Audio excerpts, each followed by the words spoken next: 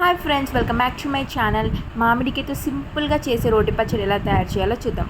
ముందుగా మామిడికాయలను బాగా కడుక్కొని చెక్కు తీసుకొని చిన్న చిన్న ముక్కలుగా కోసి పక్కకు పెట్టుకోవాలి. తర్వాత రోట్లో మామిడికాయలను వేసి దాంట్లో కొంచెం పసుపు కొంచెం ఉప్పు వేసి బాగా దంచుకోవాలి. వెల్లుల్లిపాయలు కూడా వేసుకొని కచ్చాపచ్చగా మనకు వీడియోలో కనిపించేటట్టు దంచుకొని పక్కకు పెట్టుకోవాలి.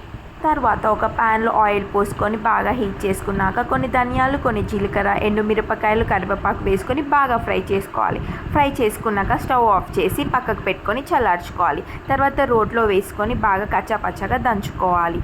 తర్వాత మామిడికాయలను కూడా వేసుకొని బాగా దంచుకొని పక్కకు పెట్టుకోవాలి. మన మామిడికాయ రోటి పచ్చడి రెడీ. వేడి వేడి అన్నంలో పుల్లగా కారంగా రుచిగా ఉండే మన మామిడికాయ రోటి పచ్చడి రెడీ.